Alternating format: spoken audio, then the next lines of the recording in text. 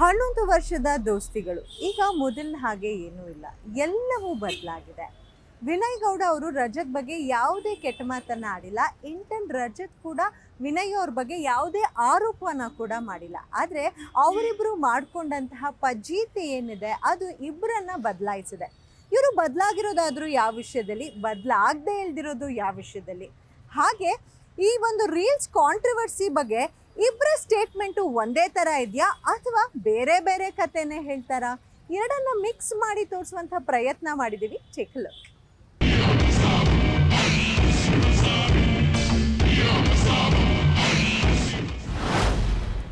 ರಜತ್ ಜೊತೆ ಸೇರಿ ವಿನಯ್ ಗೌಡ ತಮ್ಮ ಕೆರಿಯರ್ನ ಹಾಳು ಮಾಡ್ಕೊತಾ ಇದ್ದಾರಾ ಅಂತ ಕೇಳಿದ್ದಕ್ಕೆ ವಿನಯ್ ಗೌಡ ತುಂಬ ಕ್ಲಿಯರ್ ಆಗಿ ಹೇಳಿದ್ದು ಇಷ್ಟು. ನನಗೆ ಹೊಟ್ಟೆ ಹಸ್ದಾಗ ನಾನು ಊಟ ಮಾಡ್ತೀನಿ. ನನಗೆ ಹೊಟ್ಟೆ ಹಸ್ತಿದೆ ಅಂತ ನಾನು ನಿಮಗೂ ಊಟ ಮಾಡುವಂತ ಫೋರ್ಸ್ ಮಾಡೋದಕ್ಕಾಗೋದಿಲ್ಲ.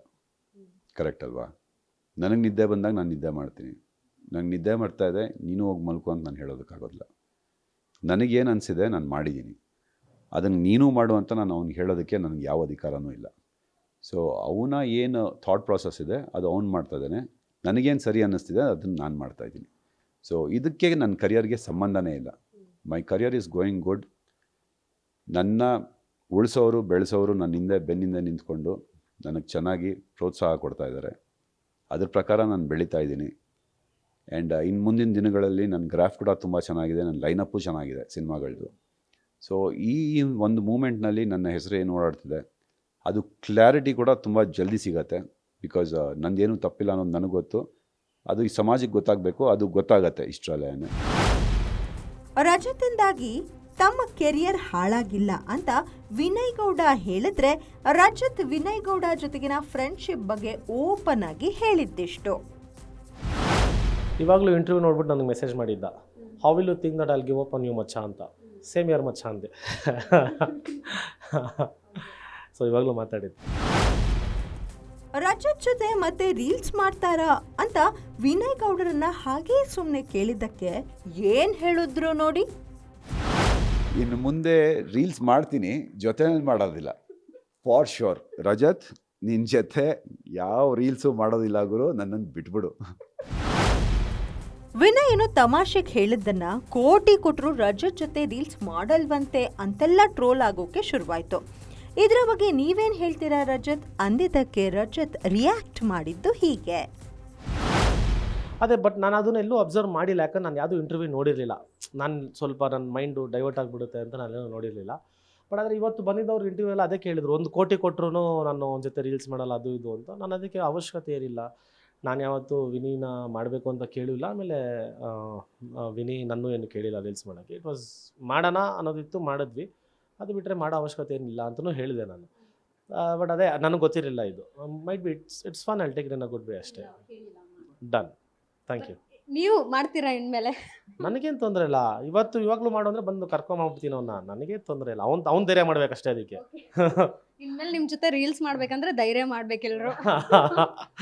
ಅದು ಅಯ್ಯೋ ನಾನೇನಮ್ಮ ಮಾಡಿದೆ, ನನಗಿದು ಅರಿವು ಇರಲಿಲ್ವಲ್ಲ ಈ ಥರ ಆಗುತ್ತೆ ಅಂತ. It is not intentional or put Vini into a bad fame or defame him. ಅದಕ್ಕೆ ನಾನು ಮಾಡಿಲ್ಲ. ಏನೋ ಮಾಡಬೇಕಲ್ಲ ಅಂತ ಮಾಡಿದ್ರೆ ಅದು ಈ ಲೆವೆಲ್ಗೆ ತಿರುಗುತ್ತೆ ಅಂತ ಯಾರು ಗೊತ್ತಿತ್ತು. We didn't have that thought also. ಜಾಮೀನು ಪಡೆದು ಜೈಲಿನಿಂದ ಹೊರಗೆ ಬರುವಾಗ ರಜತ್ ಹಾಗೂ ವಿನಯ್ ಒಂದೇ ಆಪಲ್ನ ತಿಂತ ಹೊರಗೆ ಬಂದ ವಿಡಿಯೋ ವೈರಲ್ ಆಗಿತ್ತು. ಈ ಆಪಲ್ ಶೇರಿಂಗ್ ಬಗ್ಗೆ ವಿನಯ್ ಶೇರ್ ಮಾಡಿಕೊಂಡ್ರು. ಈ ವಿಷಯ ಕ್ಲಾರಿಟಿ ಕೊಡಲೇಬೇಕು. ನಾನು ಜೇಸಿನಲ್ಲಿ ನಾನು ಊಟ ಮಾಡಿಲ್ಲ.